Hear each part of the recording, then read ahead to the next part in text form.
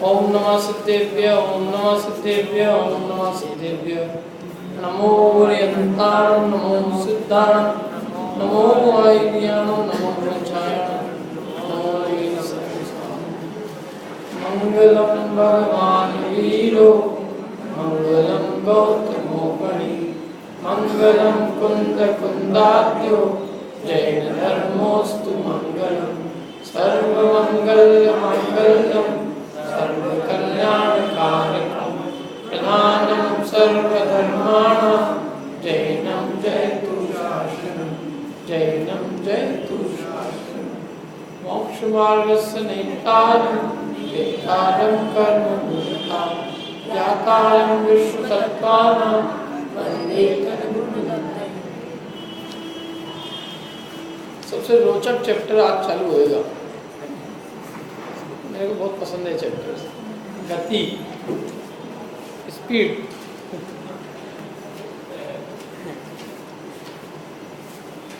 Speed movie चालू होने वाली है। गति जो है, गति अपन लोग बहुत पढ़ते हैं वैसे, कौन सी गति में है जीव, कौन सी गति में जाएगा, कौन सी गति से आया है। अगर गति होती किसे, क्या गति होती क्या है, गति किसे कहते हैं, गति कितनी होती है, कौन सी गति अच्छी होती है, कि जीव मर के कौन सी किस गति में जाता है, इन सब बातों की चर्चा अपनी यहाँ करेंगे। देखो, गति शब्द के वैसे अनेक अर्थ होते हैं। गति इसको भी कहते हैं, कितनी गति है तुम्हारी, चलने की गति कितनी है, और तुम्हारी क्या गति होएगी, बहुत दुर्गति है तुम्हारी। अवस्था को भी गति कहते हैं, चलने को भी गति कहते हैं। यहाँ जो है अवस्था का नाम गति है। वैसे दोनों अर्थ में हो सकता है। जब जीव एक स्थान से दूसरे स्थान पे जाता है तो भी गति होती है ना उसकी। मनुष्य मर के तिरंज में गया तो क्या हुई, उसकी गति हुई, गमन ही तो हुआ। एक पर्याय से दूसरी पर्याय की ओर जो गमन है, तो गमन को अपन गति कह रहे हैं। अथवा जो जीव की एक पर्टिकुलर अवस्था है उसका नाम गति है। तुम्हारी क्या गति होगी यदि तुम पढ़ाई नहीं करोगे तो गति मतलब क्या अवस्था होगी। गति क्या कहते हैं, इसलिए अवस्था को भी कहते हैं। गति गमन के भी अर्थ में उपयोग होता है और गति अवस्था के लिए भी उपयोग होता है। यहाँ हमने गति को अवस्था के अर्थ में उपयोग किया। गति माने जीव की अवस्था। अब ऐसे देखा जाए तो जीव की बहुत अवस्था है, बालक अवस्था, युवावस्था, वृद्धावस्था, लेकिन अवस्था। लेकिन अपन ने ऐसी अनेक अवस्थाओं को चार मोटे मोटे भागों में बांट लिया। संसार की अपेक्षा कि जीव मोटे रूप से चार अवस्थाओं में पाए जाते हैं। अब वो एक एक के अपन और भेद कर सकते हैं, लेकिन मोटे मोटे रूप में करें, मोटे तौर पर तो जीव की चार अवस्था है। कौन कौन सी चार अवस्थाएं हैं, उन्हीं चार अवस्थाओं को चार गति कहते हैं। मनुष्य अवस्था, नरक से चालू करते हैं। नरक, तिर्यंच, मनुष्य और देव। पूरी जिनवाणी में आपको एक क्रम मिलेगा। इसी क्रम से जिनवाणी में चार गतियों का वर्णन है। सबसे पहले नंबर पे नरक, नंबर 2 पे है तिर्यंच, नंबर 3 पे मनुष्य और नंबर 4 पे देवगति का वर्णन है।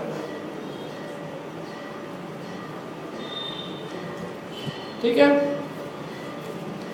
ये चार गति तो संसार रूप है, और इन चार गति से विलक्षण एक गति और है जिसका नाम है पंचम गति। कहीं लिखा है पंचम गति की तुमने अपने मन से निकाली? सब जगह लिखा है। हम तो कहेंगे काम नहीं लिखा है, बताओ। पंचम गति सुख मिले सुभाषुभ का मेटो लेखा। पंचम गति सुख मिले लिखा है कि नहीं लिखा? कहाँ लिखा है, कहाँ लिखा है? नहीं पढ़ा है। पंचम गति सुख मिले शुभाशुभ का मेटो लेखा। पंचम गति में सुख की प्राप्ति होती है, तो सुबह इसलिए है जीव तो शुभाशुभ मतलब शुभाशुभ का लेखा मेट कर पंचम गति की प्राप्ति होती है। ये मंगत राय जी की 12 भावना में है। ये सिद्ध चक्र विधान में तो जगह जगह पंचम गति पंचम गति पंचम गति नियम सार पूरा पंचम भावना पंचम गति से भरा हुआ है। तो पंचम गति तो मूल जिनवाणी की बात है, कोई अपन ने नई आविष्कार नहीं करी। पंचम गति माने मोक्ष। भाई देखो, जीव की अवस्था का नाम यदि गति है तो मोक्ष भी तो एक जीव की अवस्था है। क्या वो जीव की अवस्था नहीं है, कुछ अलग चीज है? यदि परिभाषा हमने कही है कि जीव की अवस्था विशेष को गति कहते हैं, तो जीव की अवस्थाओं में हम केवल संसार की अवस्था को क्यों याद करेंगे, मोक्ष की अवस्था को भूल जाएंगे जो सबसे अच्छी अवस्था है। हाँ, यदि ये प्रश्न करें कि संसार अवस्थाएं कौन कौन सी होती, तो आप कहना गति 4। संसार की अवस्थाएं 4 है और संसार की अपेक्षाएं गति कितनी होती है? 4। लेकिन अपन संसार की बात तो नहीं कर रहे। संसार से विलक्षण एक गति और है जिसका नाम है पंचम गति, मोक्ष। और जब भी अपन लोगों से पूछते गति कितनी होती है, हर आदमी का जवाब होता है 4। भैया 5वीं सबसे बढ़िया, उसको तो भूल ही गए। और पूछो भी कि गति सबसे अच्छी कौन सी होती है, सबका क्या जवाब आएगा? देवगति। नहीं, लोगों ने थोड़ा शास्त्र पढ़ लिया होगा तो उसका दूसरा आंसर देंगे। क्या आंसर देंगे? मनुष्य गति। अब ना ये देवगति अच्छी है ना मनुष्य गति अच्छी है। मनुष्य गति अच्छी है, इसके पीछे क्या लॉजिक है बताओ? क्या कारण देते हैं मनुष्य गति अच्छी क्यों है, बताओ? मनुष्य गति से ही मोक्ष प्राप्त। हाँ, तुमने भी वही याद कर रखा है, मनुष्य गति से ही मोक्ष मिलता है, इसलिए सबसे अच्छी गति है। वो बाकी में कल्याण नहीं कर सकता। श्रेष्ठ कैसे हो तो पूछ रहा है? श्रेष्ठ कहने से काम नहीं चलेगा। श्रेष्ठ क्यों है, ये तो प्रश्न है। मनुष्य गति श्रेष्ठ क्यों है? संयम धारण करने, पूर्ण संयम यहाँ किया जा सकता, और कोई हो गई, यही कारण है। मनुष्य गति में ऐसी बहुत सारी विशेषताएं जो अन्य गति में नहीं है। 5वें गुणस्थान के ऊपर के जितने भी गुणस्थान हैं वो केवल मनुष्य गति के जीवों को प्राप्त होते हैं। पूर्ण संयम, महाव्रत, शुक्ल ध्यान, अनंत अवस्था, केवल ज्ञान, ये सब किसको होते हैं? मनुष्यों। स्त्रियंचों को नहीं होते। गाय को कभी केवल ज्ञान होता है? गाय मुनि बनती? ये अवस्था गाय की नहीं पाई जाती। ये केवल किसके अंदर है? मनुष्य। छाई, सम्यक दर्शन का प्रारंभ, तीर्थंकर प्रकृति बांधने का प्रारंभ, मन परिज्ञान, 64 रिद्धियां, ये सब मनुष्यों की होती है। समझ में ना? तो इसलिए मनुष्य गति उत्कृष्ट है। सबसे बड़ा हेतु ये है कि भाई मोक्ष जो है वो मनुष्य गति से ही प्राप्त होता है, अन्य गति से प्राप्त नहीं होता। इसलिए मनुष्य गति सबसे अच्छी है। मोक्ष, मनुष्य गति क्यों सबसे अच्छी? क्योंकि इससे मोक्ष मिलता है, इसलिए मनुष्य गति अच्छी है। तो इससे मोक्ष मिलता है तो मोक्ष ही सबसे अच्छी हुई ना। इससे जो मिल रहा है वो अच्छा हुआ कि ये इसलिए अच्छी है क्योंकि इससे मनुष्य मोक्ष, ये भी इसीलिए अच्छी कहलाई क्योंकि इससे अपने को मोक्ष पद की प्राप्ति होती है। तो सीधे यूं ही कहो ना, मोक्ष सबसे अच्छी गति है डायरेक्ट। मतलब उसकी अच्छाई तो इसके ऊपर टिकी हुई है, इस बात के ऊपर। मनुष्य गति की अच्छाई किस बात में है? कि उससे मोक्ष मिलता है। तो जब अपन मोक्ष को भी सामने खड़ा कर देंगे और उसके सामने मनुष्य गति का कंपैरिजन करेंगे, तुलना करेंगे, तो कौन सी गति अच्छी बैठेगी? मोक्ष गति, पंचम गति। और मनुष्य गति बहुत अच्छी होती तो मनुष्य गति को छोड़ के मोक्ष ही क्यों जाते? मनुष्य में ही ले जाते ना, वहीं रहते, बैठे रहते आराम से कि भाई सबसे अच्छी गति तो पंचम गति मोक्ष है। क्योंकि मोक्ष जो है वही वास्तव में अपना अंतिम ध्येय है, अंतिम लक्ष्य अपना मुक्ति, मोक्ष पद है। इसलिए सर्वोत्कृष्ट गति कोई सी है तो कौन सी है? मोक्ष, अर्थात पंचम गति। अब ये जितनी भी अवस्थाएं, ये सब अपनी अवस्थाओं की बात, मतलब पर्याय की अपेक्षा से बात है। गति जो भी है, गति की चर्चा पर्याय की अपेक्षा से। आत्मा तो सब में एक ही है। जो मनुष्य में है वही देव में है, जो देव में है वही त्रियंच में है। बताओ कि अलग अलग आत्मा है। तुम बचपन में तुम्हारी आत्मा अलग थी और अभी आत्मा बदल गई, और कल आत्मा बदल जाएगी, और बड़े होंगे तो आत्मा बदल जाएगी कि वही का वही रहेगा। समझ लो तुमने किसी से आज पैसे उधार लिए और वो मांगने वाला आया तो क्या किया? वो तो किसी और आत्मा ने लिए थे, वो आत्मा तो उसी दिन मर गई थी। अब आज तो नई आत्मा पैदा हो गई, मैं तो नहीं दूंगा। तो एक थप्पड़ मारे जोर से, मेरे को थप्पड़ क्यों मारा? जिसने मारा हो तो आत्मा मर गई, अब नहीं आत्मा आई है। तो अवस्थाएं जो है ना, अवस्थाएं तो सही बात है, प्रति समय नवीन उत्पन्न होती है और नष्ट होती है, लेकिन अवस्थावान तो वही का वही है कि बदल गया है। जो तिर्यंच में था वही मनुष्य में है, जो मनुष्य में है वही देव में है, जो देव में है वही तिर्यंच में है। जीव एक ही है, अवस्थाएं अलग अलग, व्यक्ति एक ही है, कभी बालक हो गया, कभी जवान हो गया, कभी बुढ़ा हो गया, अलग अलग बदल जाता है कि आदमी, वही का वही रहता है, वही रहता है। सारे संसार में नियम इससे चल रहा है। अपन अपना रेज्यूमे देते हैं, लोग अरे तो 25 साल पहले की बात है, अब तो तुम बदल गए। 25 साल पहले से साहब जो एजुकेशन होगी तो 25 साल पहले की होगी, मैं तो ही बदल गया हूँ। वो तो यहाँ है ना, भरा हुआ थोड़ा जो भी है वो कहाँ चला जाएगा। 25 साल पहले से भी अपना अपना नाम होता है कि नहीं होता है, अपने माता पिता के, वो तो 50 साल पहले पैदा किए थे उन्होंने। अब तो क्या है, अब तो तुम 50 साल के हो गए, अब तो तुम बदल गए कि नहीं, बदले नहीं है, वही के वही है। तो इसलिए चैतन्य आत्मा तो सभी गतियों में वही का वही। ये जो जीव है, मतलब जीव को जीव की अपेक्षा से देखा जाए तो जीव तो वही है, जीव में तो कोई अंतर है नहीं। ये तो सब जीव की ऊपर की अवस्थाएं हैं। दूसरे शब्दों में कहें तो ये सब अपन पर्याय की चर्चा कर रहे हैं, द्रव्य की चर्चा नहीं कर रहे हैं। माने अवस्थावान को देखा जाए तो अवस्थावान तो सभी अवस्थाओं में वही है। अवस्था बदलती रहती है, कभी कौन सी अवस्था, कभी कौन सी अवस्था, कभी कौन सी अवस्था, लेकिन अवस्थावान पे दृष्टि करो।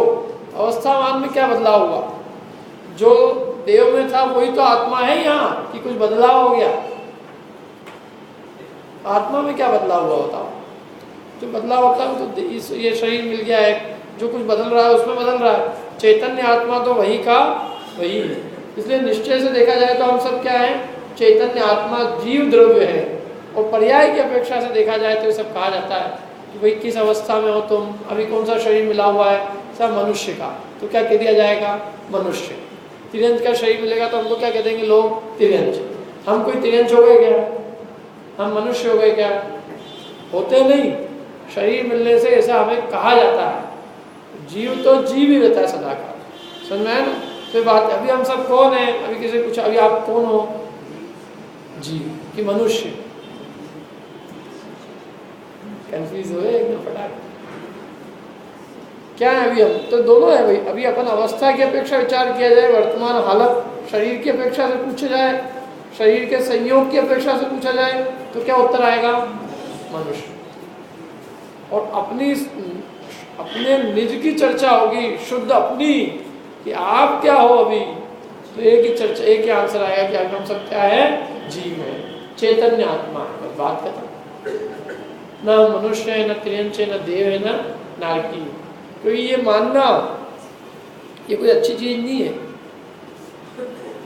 ये तो जीव की पहचान कराने के लिए हमको गति खड़ी करनी पड़ती। देखो क्या दिक्कत है कि अब हमें जीव का परिचय कराना है। तो अब जीव का परिचय, वास्तव में तो असली जीव तो सिद्ध भगवान है, शुद्ध आत्मा तो वही है। शरीर का संयोग भी नहीं हुआ है। क्या शरीर सिद्ध अवस्था में शरीर है? नहीं है, शुद्ध आत्मा है। असली शुद्ध जीव तो वो है, लेकिन उनसे हम आपको जीव का परिचय नहीं करा सकते। क्यों? एक तो वो यहाँ आते नहीं, वो आ भी जाए यहाँ आपको दिखते नहीं। अब हमें जीव का परिचय देना है तो हम कैसे करेंगे? तो हम शरीर के संयोग से जीव का परिचय कराएंगे। परिचय कराएंगे शरीर के संयोग से, गति से। और समझना ये कि शरीर वाला शरीर जो है वो जीव नहीं है, गति है वो जीव नहीं है। पहचान कराएंगे कि ये मनुष्य है सो जीव है, और अपने को समझना क्या रहेगा कि मनुष्य है सो जीव नहीं है, जीव तो मनुष्य शरीर से भिन्न है। आप सीधे सीधे बोल लो ना कि ये सब जीव है, यहाँ मनुष्य कोई नहीं है, तो ऐसा कहेंगे सीधे सीधे तो समझते नहीं ना। अज्ञानी को समझाने के लिए जो समझ में आ सकता है उसी दृष्टि से कथन किया जाता है। शरीर सबको दिख रहा है ना, दिखता है कि नहीं शरीर आपको दिख रहा हो बेटा, तो बस शरीर के ही संयोग से बता देंगे कि ये जीव है, ये जीव है, ये जीव है, ये जीव है, सब जीव है, जितने बैठे हैं यहाँ सब क्या है, जीव। और कौन से जीव है, सब मनुष्य जीव है। और कौन से हैं कि त्रियंच जीव है, और कौन है कि देव जीव है, और कौन जीव है कि नरक जीव है। अब वास्तव में तो जीव उन सब गतियों से भी भिन्न है, शरीर से भिन्न है, लेकिन पहचान शरीर से ही कराई जाती है। बिना शरीर के जीव का परिचय दिया ही नहीं जा सकता। शेर का परिचय देना हो सकता, क्या करें, बच्चों को स्कूल में शेर बताना कि शेर क्या है, कैसा होता है, तो शेर लेके आ जाए हमारे साहब स्कूल में, तो कोई गैया तो ही नहीं है जैसे ऐसे रस्सी से बांध के लिया है उसने, वो शेर आ जाएगा तो मार साहब ही नहीं रहेंगे वहाँ पे, शेर बताने लायक ही नहीं रहेंगे वो। तो शेर को बताने का उपाय क्या है, असली शेर को बताया नहीं जा सकता, तो नक्शे वो जो चित्र दिखा दिया, चित्र तो दिखाया था यही शेर है बेटा, ये चित्र बना दिया, ये कौन है कि ये लायन, ये शेर। अब वो शेर है क्या चित्र का, क्यों, वो किसी शेर तो बहुत बड़ा खूंखार जानवर होता है, ये शेर तो जंगल का राजा होता है, कि कागज को तो हम यूँ बंद कर लेते हैं, अपनी कॉपी में धर लेते हैं, तो शेर को तो हम अपनी कॉपी में ही बंद करके ले आते हैं, तो वो असली शेर नहीं है, लेकिन शेर की पहचान कराने में कार्यकारी है। ठीक उसी प्रकार वास्तव में इन गतियों, ये गति जीव नहीं है, मतलब गति जो है वो वास्तव में जीव का असली स्वरूप नहीं है, लेकिन गति जीव की पहचान कराने में बहुत बड़ा साधन है। गति के माध्यम से जीव की पहचान होती है, क्योंकि जीव इन चार अवस्थाओं में पाया जाता है मोटे रूप, इन चार के अलावा और कहीं नहीं मिलेगा। जीव मिलेगा संसार अवस्था में तो कोई न कोई चार में से एक अवस्था में मिलेगा, एक समय के लिए जीव फालतू नहीं मिलेगा। कई लोग कहते हैं आत्मा भटकती है, ये भटकती कहाँ आती है, तो भटकती नहीं, ऊपर बढ़ जाती है। भटकता तो संसारी जीव, आत्मा में से भटकता ही, संसार में जीव भटकता है लेकिन शरीर सहित भटकता है। अकेली आत्मा जिस दिन हो जाएगी उस दिन वो मोक्ष हो जाएगा उसका।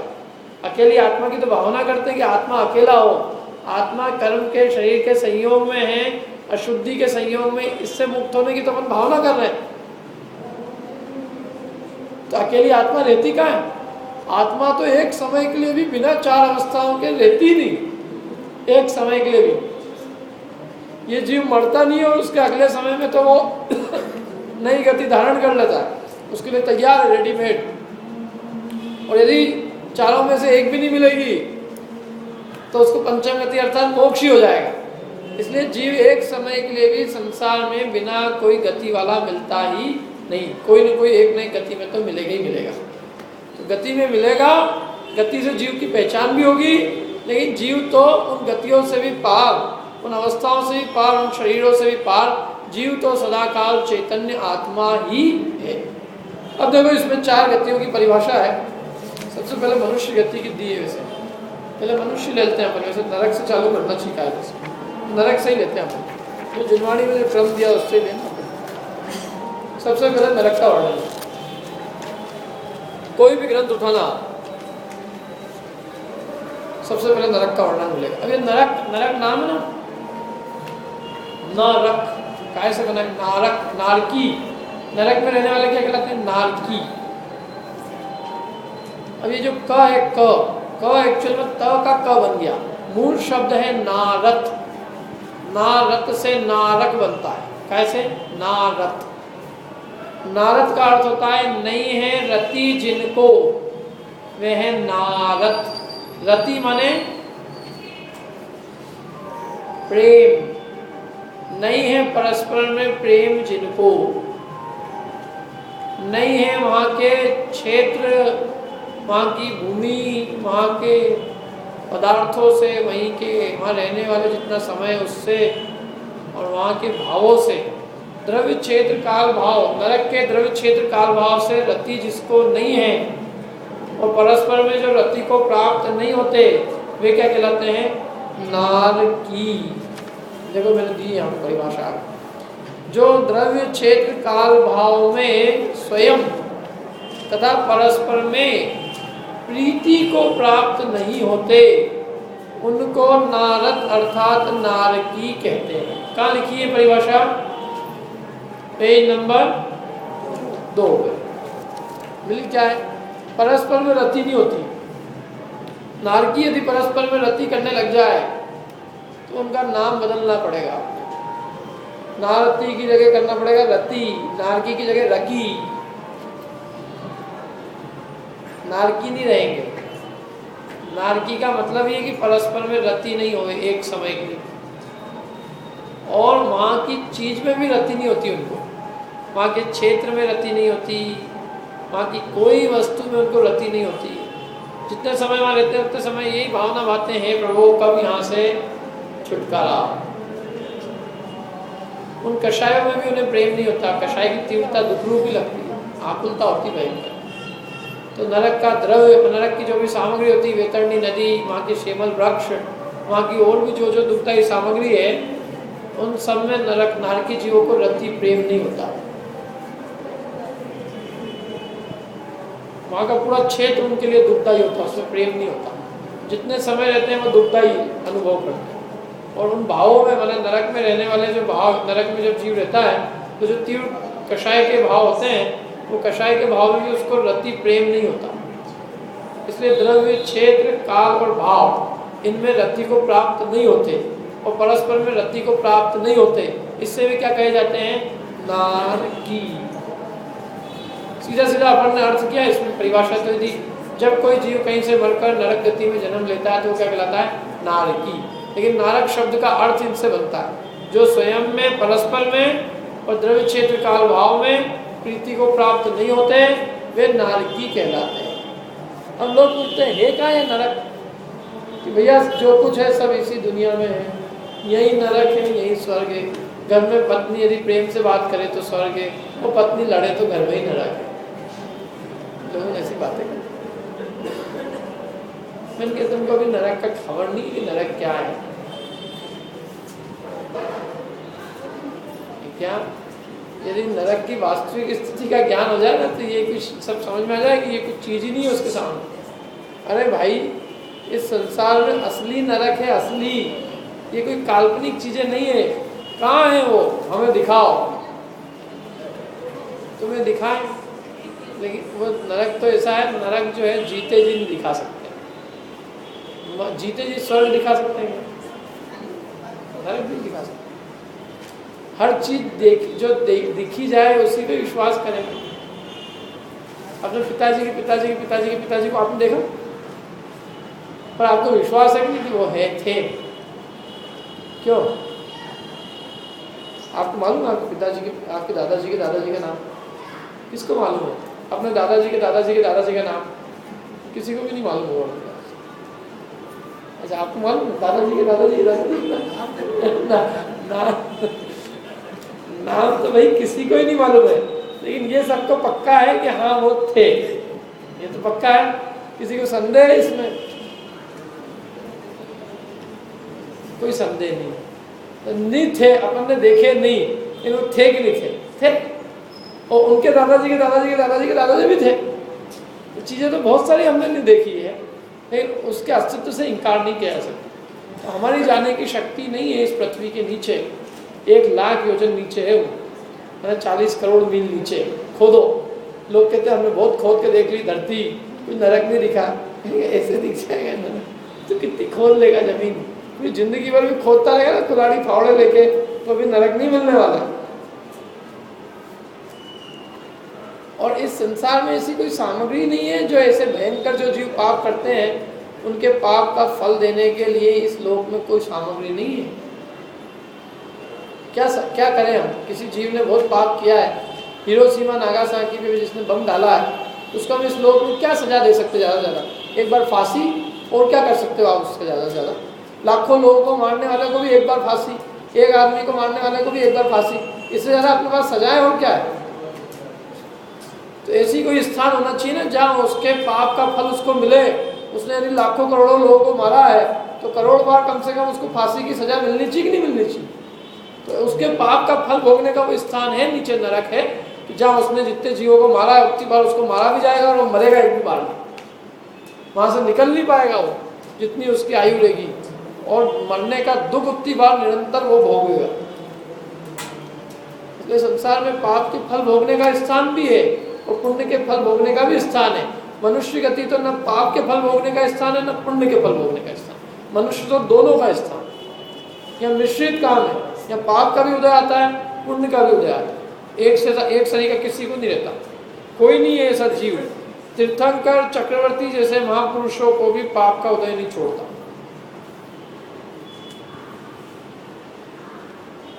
रामचंद्र जी जैसे जीवों को पाप का उदय नहीं छोड़ता। अपनी ब्याहता पत्नी शीलवती लोग कहने से उसको जंगल में छुड़वाना पड़ता, क्या करे सर। प्रजा के जो है राजा हैं, प्रजा को दुखी नहीं देख सकते, अपने आप को दुखी करने के तैयार। जिसके लिए युद्ध लड़ा इतना बड़ा, उसी को जंगल में छुड़वा दिया, तो उनको कितना दुख हुआ होगा कि नहीं हुआ होगा। अभी कहाँ है किसी कैसे असाता का उदय, किसी को अपनी पत्नी जंगल में छुड़वाना पड़ रही है। तो मैं कह रहा हूँ इसलिए महापुरुषों को ही नहीं छोड़ता असाता का। तो मनुष्य गति में तो दोनों चीजें हैं। इन नरक में मुख्य रूप से केवल असाता पाप का ही पाप का उदय है। देव में मुख्य रूप से साता पुण्य के फल का ही उदय है। तो पाप और पुण्य के फल भोगने के स्थान है, क्योंकि इस संसार में हम उसको ऐसी कोई हमारे पास सामग्री नहीं ना, हम क्या करें। आपने एक बार 1 करोड़ लोगों को मार दिया तो हम आपको फल कैसे दे उसका, हमारे पास कोई ऐसी चीज नहीं। हम आपको पाप का फल भी नहीं दे सकते और ना हम पुण्य का फल दे सकते। किसी जीव ने बहुत अच्छा किया, पूरे जीवन भर अच्छा किया, लेकिन ऐसी कोई संसार में सामग्री नहीं है कि जिससे कि उसको उसके पुण्य का फल इस लोक में दिया जा सके। क्योंकि इस मनुष्य गति में तो तमाम दुनिया भर की तकलीफें निरंतर रात दिन लगी रहती है। तो उसके जो अच्छा किया उसने, उसके अच्छे ही का फल भोगने का स्थान है देवगति, पाप के फल भोगने का स्थान है नरक। जो जीव पाप करता है वो मरकर ऐसे ही संयोगों में जन्म लेता है जहाँ निरंतर मार काट मची रहती है, लड़ाई झगड़ा दुख बना। और जो जीव निरंतर पुण्य करता है वो ऐसे संयोगों में जन्म लेता है जहाँ निरंतर 5 इंद्रिय के विषय भोग की प्रचुरता बनी रहती है। मोक्ष की अपेक्षा तो कहीं भी सुख नहीं है, चाहे स्वर्ग हो चाहे नरक हो, लेकिन फिर भी पाप और पुण्य के फल भोगने के स्थान है। तो नरक का स्थान है पाप के फल भोग। खराब काम किए तो उसका फल कहाँ मिलेगा, नरक। इसकी अपन ने चर्चा की वैसे विस्तार से, उसके अंदर अपन ने छड़ाला में की ना। नरक कहाँ है, इस पृथ्वी के नीचे। सबसे पहला नरक है इस पृथ्वी के नीचे 1 लाख योजन नीचे, जहाँ अपन बैठे हैं उसके 1 लाख योजन पहला नरक। फिर उसके 1 राजू नीचे दूसरा, और फिर 1-1 राजू छोड़ के ऐसे 7 नरक। तो 7वां नरक कितने राजू नीचे आएगा मोटे मोटे रूप में, 6 राजू 1 लाख योजन नीचे। तो 1 लाख योजन तो बहुत छोटा होता है, मतलब 6 राजू नीचे जाने पर 7वां नरक है। और उसके नीचे फिर 1 राजू पृथ्वी खाली पड़ी है, पृथ्वी नहीं, वहाँ स्थावर जीव रहते हैं। इस पृथ्वी के नीचे 1-1 राजू नीचे छोड़कर जैसे 6 पृथ्वियाँ और है, और हर एक पृथ्वी के बीच में जो पोल होती है पृथ्वी के बीच में, उन पोलों में नानकी जीव निवास करते हैं। आपने देखी कि नहीं मूवी नरक की, देखी ना आप लोगों ने? हाँ देखिए। उसमें सब बताया उसके अंदर। पहली पृथ्वी कितनी चौड़ी है, लंबी है, कितनी मोटी है, उस मोटी में कितनी पोल में नारकी रहते हैं। दूसरी पृथ्वी कितनी मोटी है, उसमें कितनी जगह खाली है जहाँ नारकी रहते हैं। क्या रहता है कि ये पोल रहती है, पोल जैसे अभी अपन बैठे काय में पोल में बैठे ना, ऊपर भी पृथ्वी है नीचे भी पृथ्वी है, नीचे पोल है थोड़ी बहुत, उसमें बैठे।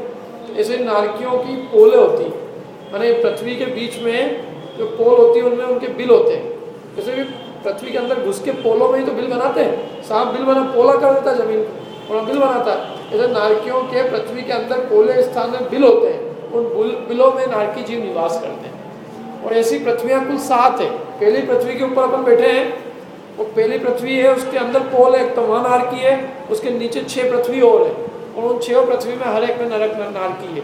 पहली पृथ्वी के नारकी वो पहले नरक कहलाते हैं। पहली पृथ्वी के नीचे जो दूसरी पृथ्वी है उसके दूसरे नारकी, दूसरी पृथ्वी के नीचे तीसरी पृथ्वी, उसमें तीसरे नरक के नारकी। पृथ्वी के ऊपर ही नरक का नाम है। पहली पृथ्वी माने पहला नरक, दूसरी पृथ्वी माने दूसरा नरक। और एक एक पृथ्वी के बीच में एक एक राजू का गेप है, और हर एक पृथ्वी का जो आधार है वो 3 प्रकार की वायु है। उस वायु ने उन्हें पृथ्वी को आधार दे रखा है, सपोर्ट दे रखा है। पृथ्वी उन वायु के आधार से टिकी हुई है। उन पृथ्वियों के बीच में जहाँ पोल है वहाँ नारकी जीव निवास करते हैं। तो 7 ही पृथ्वी है और 7 पृथ्वियों में 7 नरक। पहली पृथ्वी में पहला नरक और 7वीं पृथ्वी में 7वां नरक। और इनके बिलों की संख्या है, कुल इनके 84 लाख बिल है, और एक एक बिल में असंख्यात नारकी रहते हैं। असंख्यात, बहुत लंबे चौड़े बिल है, छोटे मोटे नहीं है, बहुत बड़े चौड़े लंबे बिल है। एक एक बिल में असंख्यात नारकी रहते हैं।